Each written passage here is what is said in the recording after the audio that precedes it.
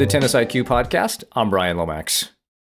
And I'm Josh Berger. And in today's episode, we are going to recap the 2025 Australian Open, talking about some of the matches, some of the and some of the different themes that came up.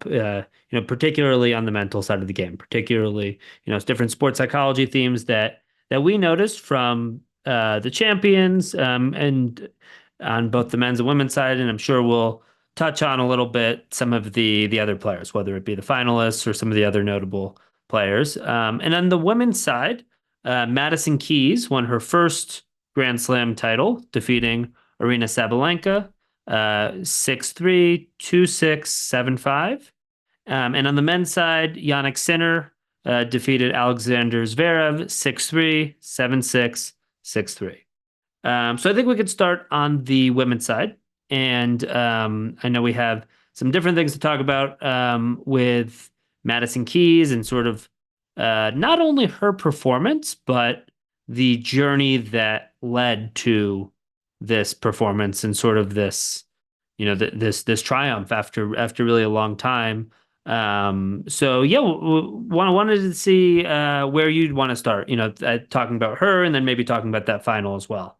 Yeah, I think there are really a lot of great relatable themes to us and our audience with it when it comes to Madison Keys. Number one, she's 29 years old. This has been a long journey for her. And at 29, she's playing some of the best tennis of her career. And I think regardless of how old a person is, it's possible to keep improving. And on this journey, Madison has had a lot of things to figure out.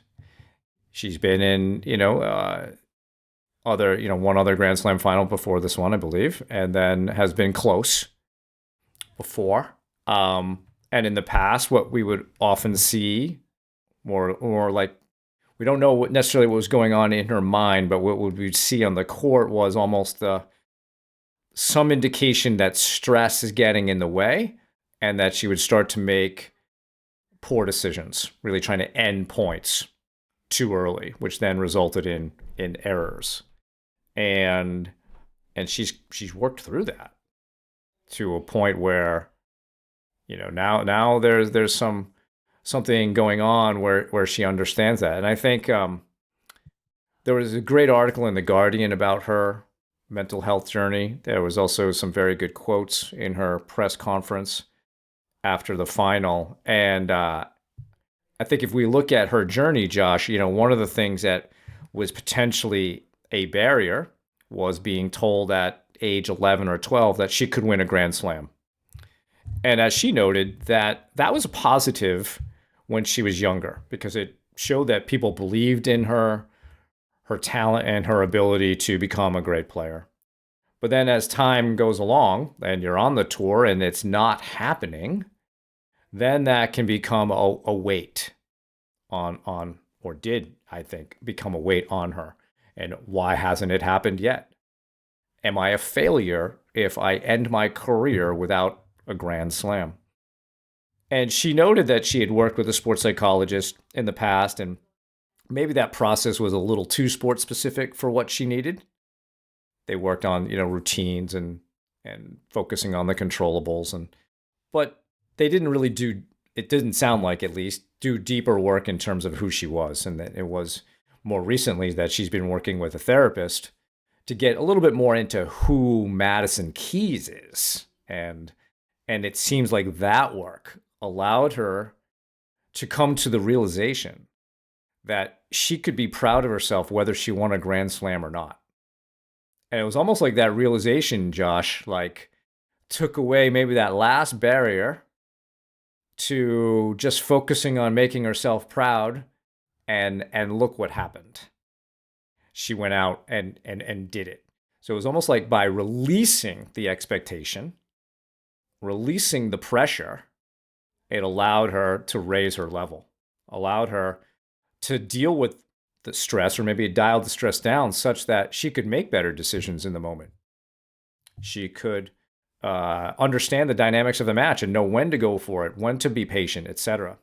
And so I just think it's such a great career arc, and it's wonderful that she was able to work on herself as a human, which had great translation onto the court, um, but get through a barrier that I think a lot of athletes don't get through, which is this notion of expectations of greatness being on me, and what happens if I don't meet those? Am I a failure? Am I a disappointment?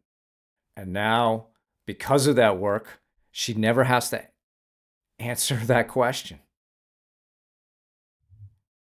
She forever will be a Grand Slam champion. And I think it's important to look back at some of those experiences that she's had, right? She, has been close before. She reached she reached the US Open final. And against Sloane Stevens, but didn't play her best match and has taught, lost 6-3, 6-love, and and talked about it, right? That there's a quote here where she says, she didn't feel like she made 30 unforced errors. She didn't feel like she handled the occasion perfectly. She said it sort of came down to nerves. And it seemed like that, she sort of held on to that. And then even, in 2023, she played Sabalenka, and was actually up 6-love, 5-3, and Sabalenka ended up winning the match. And the second and third sets were tiebreakers. So, a tough match to lose, especially when you're up a break. It's 6-0, 5-3. You're in control of the match at that point. So, I think it really does seem the case where those experiences that she's had were, maybe necessary experiences in a certain way, where maybe she had to have those tough moments to learn from them and to move past them and to become stronger. And she really did. And this article, which we can certainly link to in the show notes, so people can read it for themselves. I think is really interesting just how she talks about nerves, how she talked about, in the past, it was kind of about trying to get rid of nerves. And it seems like more recently she's taken a different approach, and has ended up being a lot more effective, which is more about accepting the nerves, right? Understanding that nerves are going to be there. They're there for other people, and we could talk about this as well. But other top athletes have spoken about this as well, whether it's other top tennis players or Steph Curry recently talked about how he feels performance anxiety before he plays. So just understanding that nerves are normal, that they're there for just about everybody, but we can learn to interpret them in different ways and maybe handle them and handle them in different ways and try to really utilize them, to our advantage. I think, rather than backing away from them or feeling these nerves and saying, "Uh-oh, because I'm feeling this way, that means I'm not going to play well or I'm going to lose because I'm feeling this way." Being able to accept those and and use them to your advantage. And I think what she also really seemed to do well is, she kept going for her shots and playing her game, right? She's, for anyone who's watched her play, like Sabalenka in a certain way, very aggressive player, right? Goes for her shots, hits winners, makes errors at times as well because of that, right? She's definitely on the aggressive side.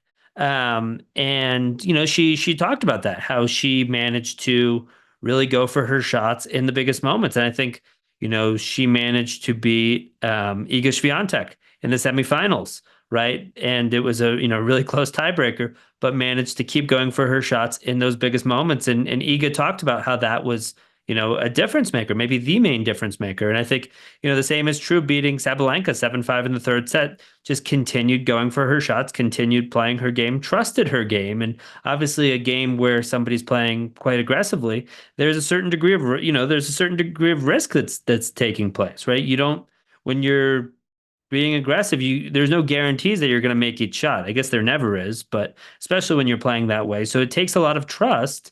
And I think the piece that you were talking about earlier, Brian, in terms of, being able to be proud of herself regardless, being able to not define herself based on winning and losing and winning a Grand Slam, I think allowed her to really go for it without that fear of, okay, if I don't make this shot or I don't win this match, then I'm a failure, or then I'm still not going to have won a Grand Slam. It's, hey, I'm trying to do my best, do everything that I can to win this match. I'm trying to do my best here. And that means I go for my shots because that's how I play. And I know the risks of going for my shots. I know I can't guarantee it, but I'm able to trust my training and trust my, everything that's led up to this point, to really go for it and really try to play my game. And Iga used the word brave to describe Madison's play, especially in that third set. And I think that's exactly right. It takes courage to do that. And uh, one of the things that Madison Keys said in her press conference reminded me of our conversation with Dominic Erbati, where he gave us, some insight in terms of how to beat top players. And for those who haven't listened to that episode, Dominic Erbati beat somewhere between 30 and 40 players in the top 10 during his career. That's a lot. And he beat every single number one during his career except one, Leighton Hewitt. But he beat Federer when Federer was one. And he beat all these other players, Sampras, Agassi, and was known for being a very dangerous guy to play. And what he told us in that conversation was when you have a moment against a top player, you have to take advantage of that. You have to take that moment. You have to go for it, with your game. That doesn't mean go crazy, go super, super aggressive, but take the moment. Because if you don't, that great player will. And so Madison Keys was talking about that, in that third set, it was sort of a battle between Sabalenka and her about who was going to take control of the point first, right? It was a race. So she said, in terms of that race, she said, I almost felt like I was trying to beat her to it, right? Beat her to owning the point. If I wasn't going to go for it, I knew she was going to. It's exactly what Dominic Erbati said. The greats go for it. And if you don't, they will. And if you don't, then you end up losing. So it said, she goes on to say, it really kind of just pushed me to kind of thread the needle a little bit more. I just kept telling myself, be brave, go for it. Just kind of lay it all out on the line. Kind of at that point, no matter what happens, if I do that, then I can be proud of myself.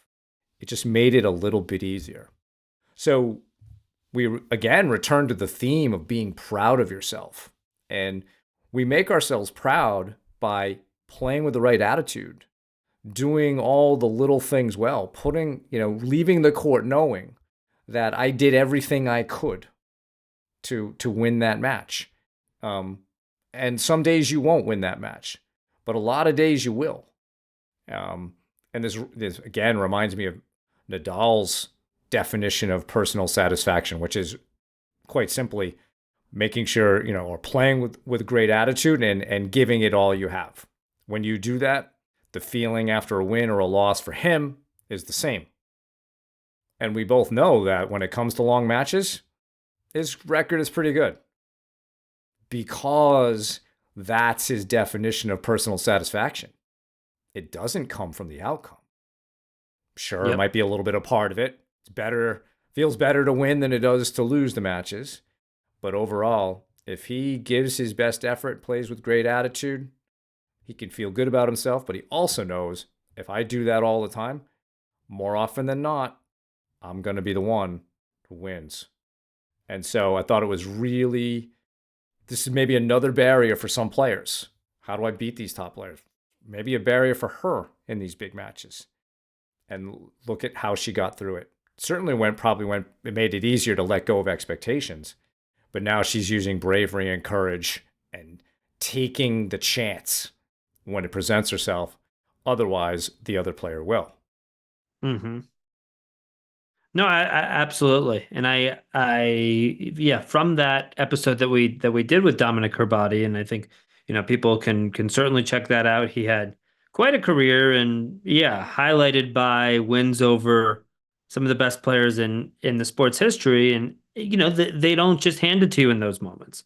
You can't just lay back and hope that they miss, right? You have to take it from them, right? And we've seen every top player on the men's and women's side have so many comebacks, right? To have just so many matches where they seem down and out and they find a way.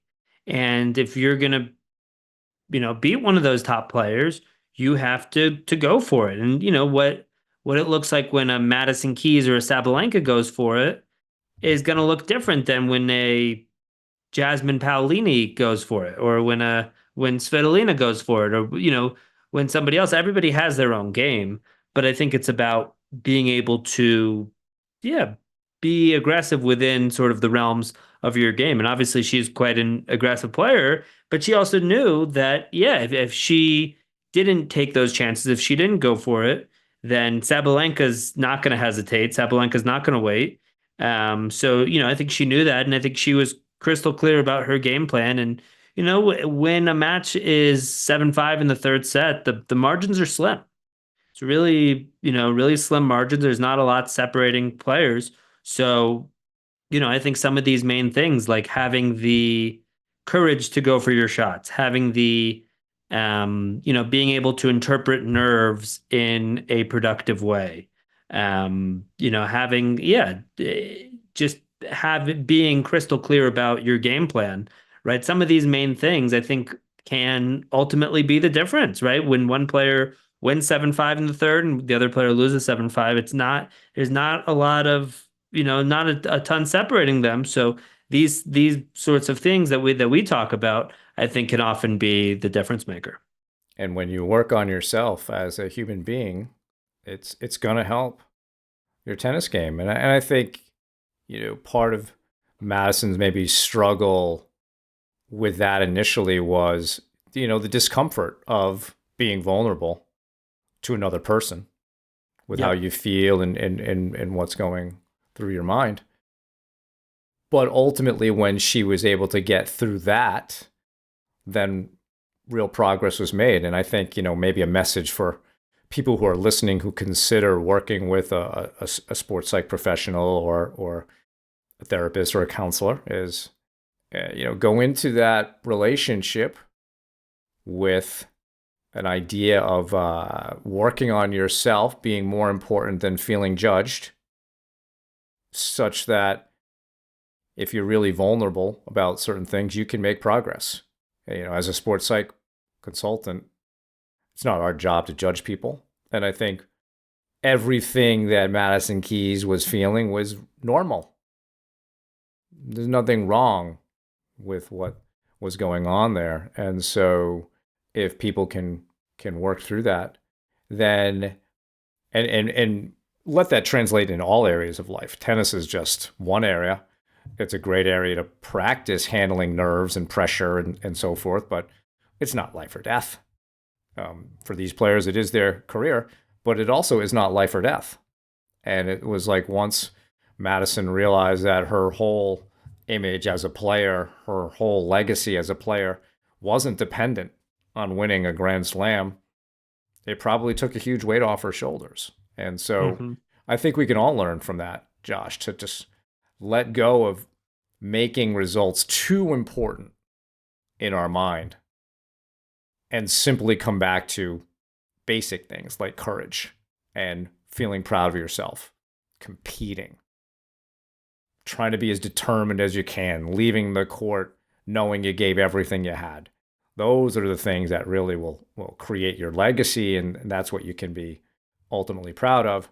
And I thought, working on yourself as a person had also a connection with Jannik Sinner, because he mentioned how, this past year has been tough with the drug case, the court case coming up, and that's in the background.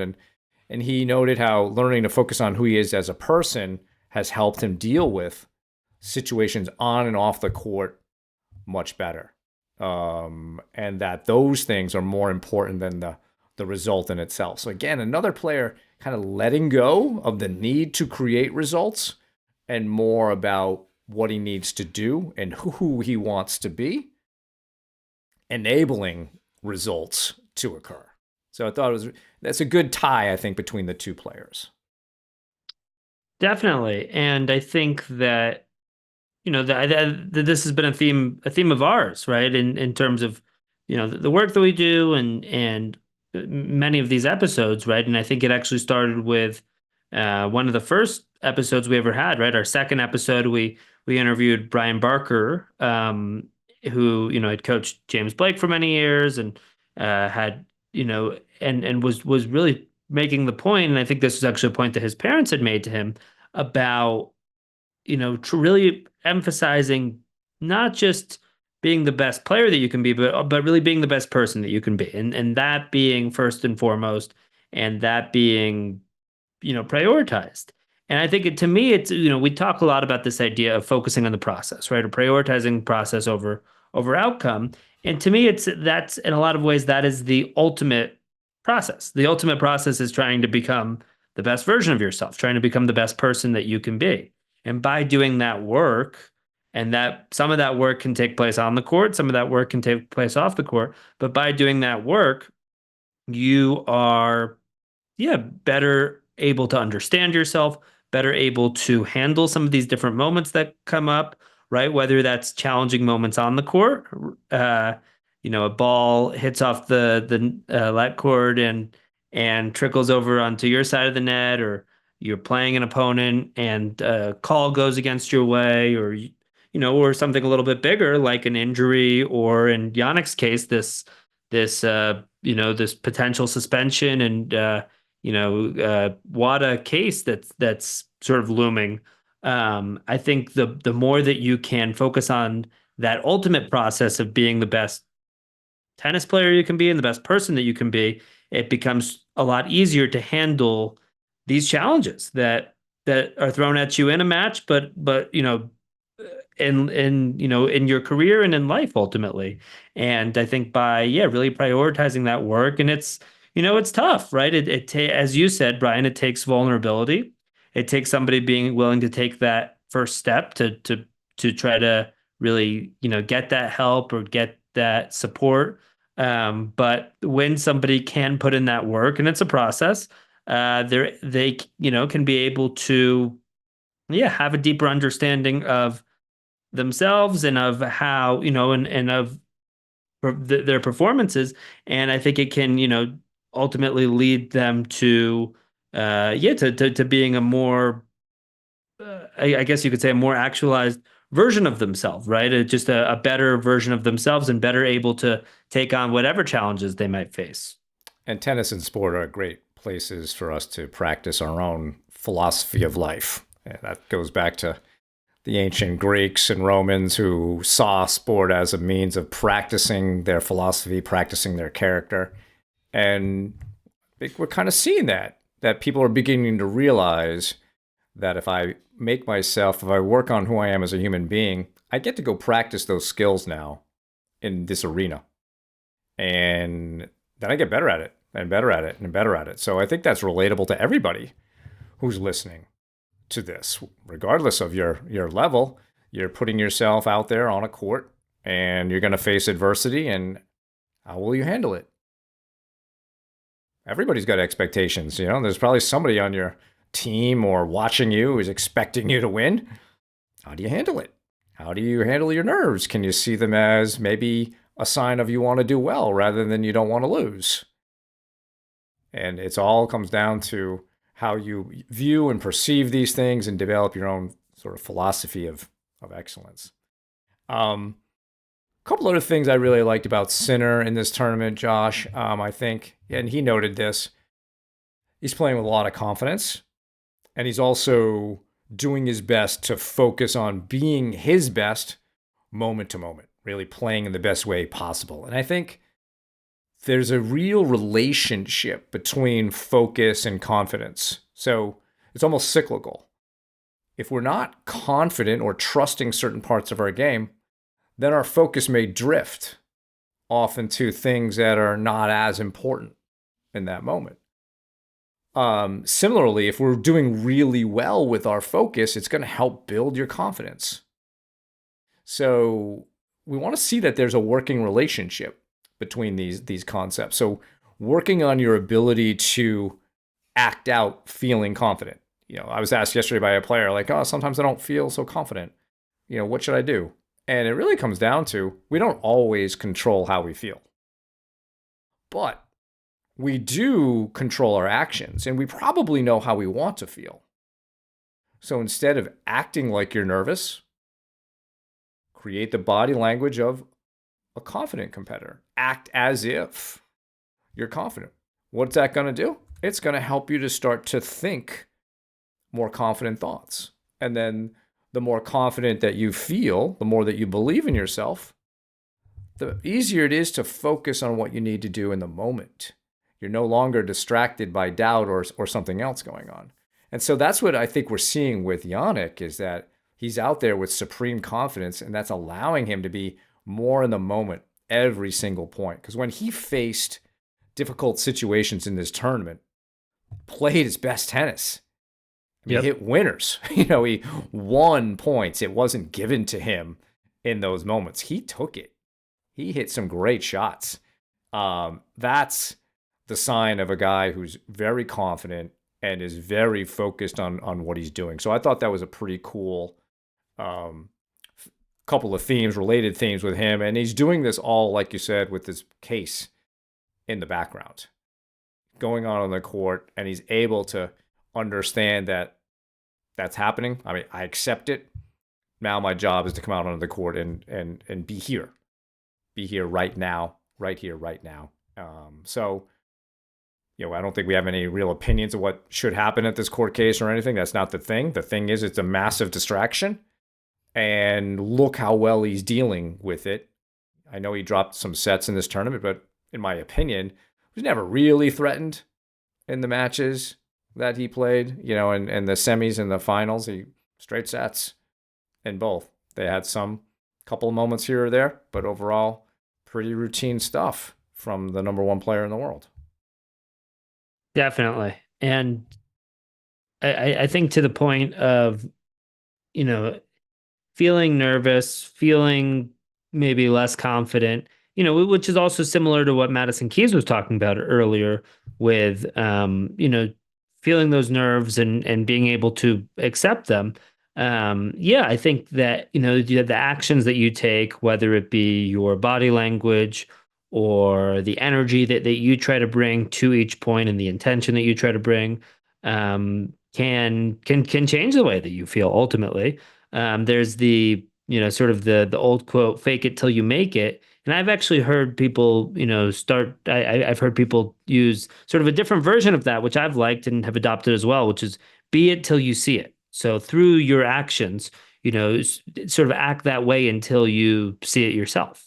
And yeah, and I think that's something that all tennis players can certainly, can certainly adopt, right? And whether that's whether you're feeling maybe a lack of confidence or whether maybe you're feeling frustrated, right? If you're feeling that way and then your actions are showing your opponents and the fans that you're frustrated, that's probably not going to help things, obviously. Where if you're feeling that way, but your actions, you're able to have really solid body language and use your routine between points and figure out what went wrong and put it behind you, then it's a completely different result. And then in terms of, Jannik Sinner, and we talked about this case and the distractions, and we're not going to dive too deep into that. There's certainly podcasts that do. But the level that he's able to bring right now, just on a match in, match out basis is just so impressive. He's hitting the ball so aggressively, but with margin, right? It's not just like he's flattening out every single shot. He's able to hit with shape and margin. So he's able to do that consistently is what that means. But it's, he's going into each point with a really clear plan of, I'm going to play aggressively. I'm going to move my opponents around the court. I liked how he brought in the drop shot, especially in that final against Zverev. So, having some sort of variety as well. And then just really seems to handle those big moments really well, right? He's able to handle those ups and downs and keep confidence, right? As you said, it didn't feel like the result was even in doubt in a lot of these matches. But yeah, able to handle some of those big moments, better than other players. Doesn't seem to get too down on himself or show his frustration when things aren't going his way, like some of the other players end up doing. And there's just able to just keep raising the bar with his game over these past few years where, if we think back to, let's say, 2 years ago, everyone knew he had ability. Everyone knew he had talent. People talked about him as a potential Grand Slam winner as well. But he had to he had to become a lot more steady with certain parts of his game. He had to become more consistent. He had to really put it all together. And he just, even just hearing him in interviews, he doesn't seem so result focused as other players do. He's not constantly talking about needing to win Grand Slams or needing to beat certain players or getting so wrapped up in things like that. He's focused. He seems to be very focused on being his best. Yeah, and I think he credits his team for that. He has two coaches that he loves and really connects with, and they all work really well together. And he expressed a lot of gratitude for those guys in his press conference and at other times. So it's a team effort when you're a pro, and I'm sure that those guys are mentoring him into being able to think less about outcomes and more about how you go about your business, who you are. I think when you look at Jannik Sinner, I really like his body language on the court. It's not excessive celebrations. It's simply raising his fist, maybe looking at his box. But when he loses a point, there's pretty much not anything happening. And he doesn't look at his box when he loses a point in general. I mean, there may have been times in the past where he has, but now when playing with such confidence, you don't need to. You just get on with your business, get to the next point. And so he's figured out the optimal emotional reactions for him. I think a lot of players have to go through that. There are still a lot of players who get super high after points. And when it's only a point, how that serves them is really kind of up to them. I think, we're more in favor of wanting players to try at least what Jannik Sinner does and not get too attached to the need to celebrate every point. Although, I work with some players, you probably do too, Josh, where their coaches are telling them that they should show more emotions out there and that they should be yelling and fist pumping. And maybe yes, maybe no. There have been plenty of players who have had zero emotional reactions and have been Grand Slam champions. So I think it's up to everybody to find that optimal place. And I feel like Jannik Sinner is a really good example of one place somebody could settle on. It's a good positive reaction, but it's not crazy. It also reminds me of a few years ago, Kevin Anderson really improved his mental game when he started doing something similar. There was never anything negative on a lost point, but almost every single point that he won brought up his fist, and that worked for him. That was great. I think it's being, again, open-minded enough to find the optimal emotional response to a point for yourself and not necessarily copying what others do or simply doing what a coach may say. Because a lot of times coaches think this is a universal thing and not a unique thing, but the truth is it's a unique thing, not a universal thing. And so I think that's all part of our journey, is learning to be my authentic self more, but in such a way that allows me to be focused, be confident, and in the end, be proud of myself. Definitely. Definitely. And I think that, I think Kevin Anderson's a great example of that. And, just in order to get to that point, it takes training, right? Sometimes it maybe takes those necessary experiences, like we were talking about with Madison Keys, of maybe having lost certain matches and then being able to reflect on them, learn from them, and say, you know what, maybe I could have handled that differently or better in certain ways.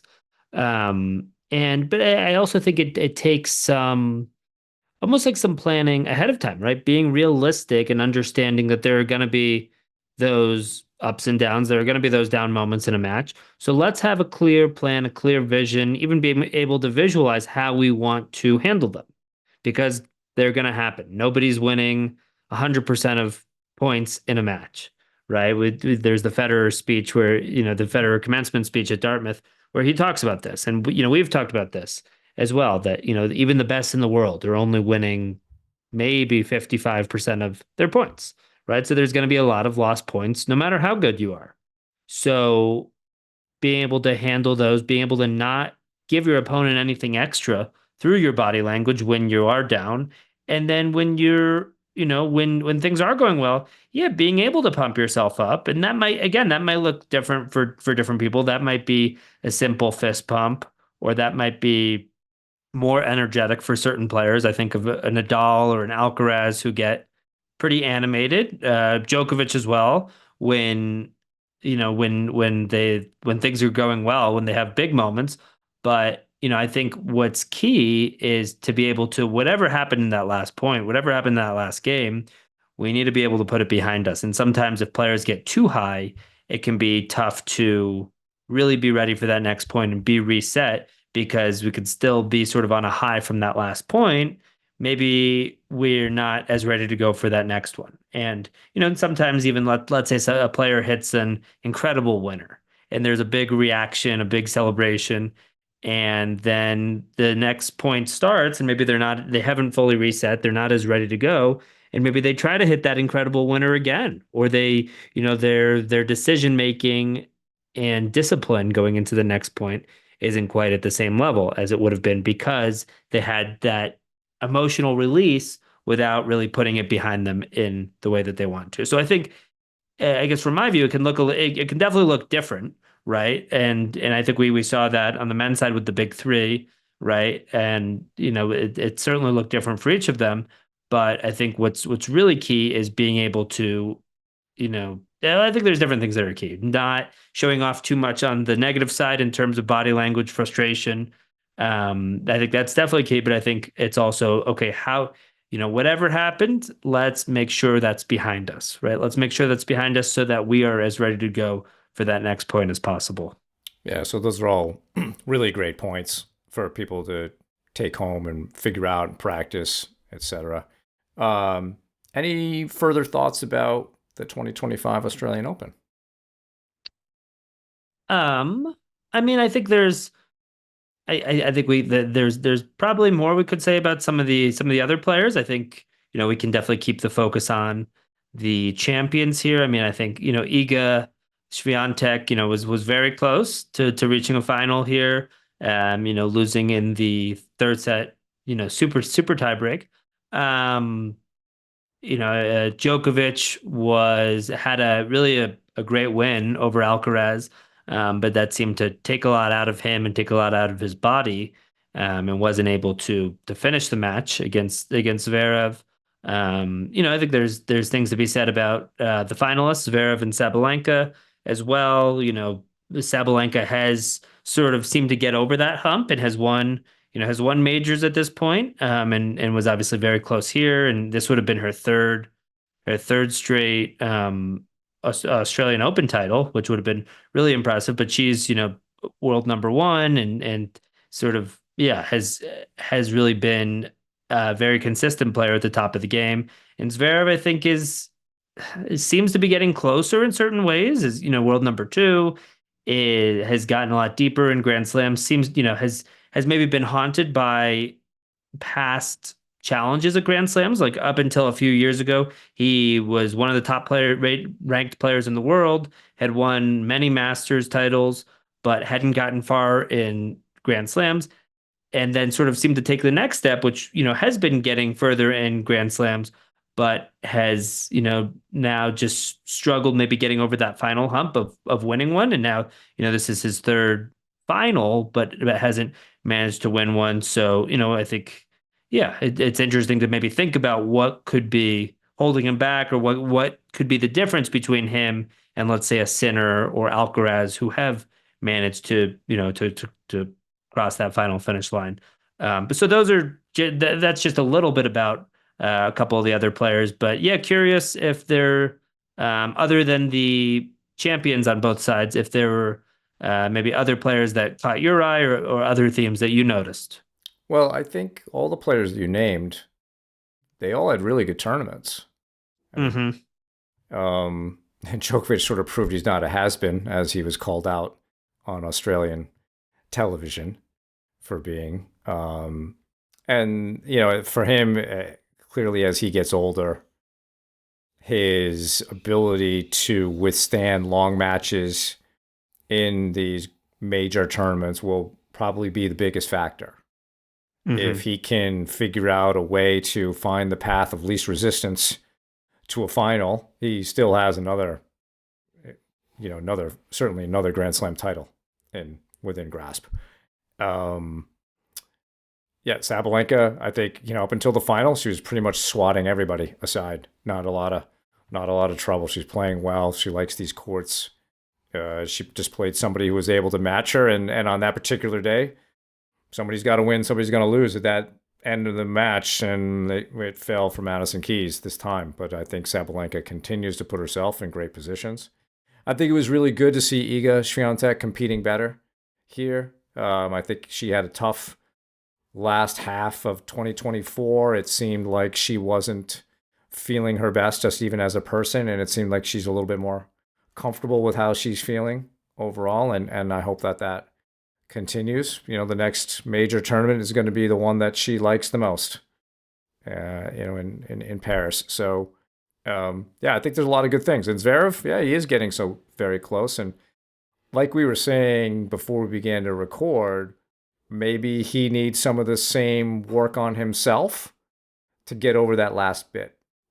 Maybe there are expectations that are hanging over him, and that are just slowing him down a bit in those final moments.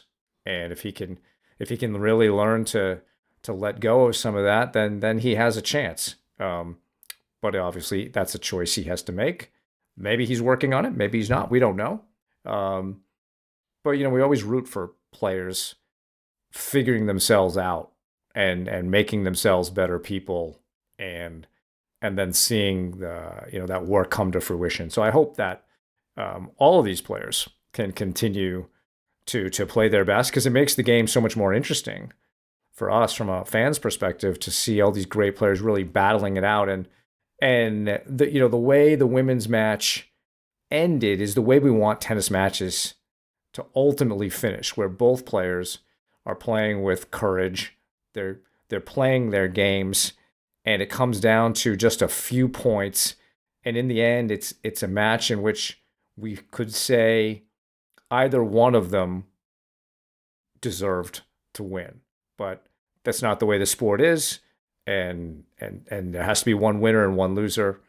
But in reality, both Sabalenka and Keys did everything right to win that match, and it just happened to fall for Madison Keys. So, yeah, I think the more that we see these players continue to develop, the better it is for tennis fans. Absolutely. Absolutely. And yeah, I think, as you said, each of those players really had an impressive run at the tournament. And I think it'll be interesting to see with Djokovic yeah, I mean, as he, I guess, gets older, it continues getting older. It'll be interesting to see. I'm sure he is motivated to try to win at least another Grand Slam. So, obviously there's some top players like Alcaraz, uh, Sinner, Zverev, that are, potentially trying to stop him from that. But that'll be interesting. And then, yeah, on the women's side, with Sabalenka, really continuing to play well, and now Iga's, sort of favorite part of the season coming up in terms of the clay court season and Roland Garros. Yeah, we'll see. They may have an interesting race for number one as well on that side. So it'll definitely be interesting, but I think definitely an exciting start to the season. That's for sure with the Australian Open. Yeah, absolutely. So that's our show for today. Thank you for listening. For more on today's episode, please check out the show notes. If you have any feedback or questions for the two of us, please email us at tennisiqpodcast@gmail.com. Also, if you're enjoying the content that Josh and I discuss on the show, please rate and review the podcast so other tennis enthusiasts can find it more easily. Additionally, to be notified of new episodes, please subscribe to the show on your podcast platform of choice, including YouTube, and you can also check us out on Instagram. Thanks again, and we'll talk to you soon in our next episode.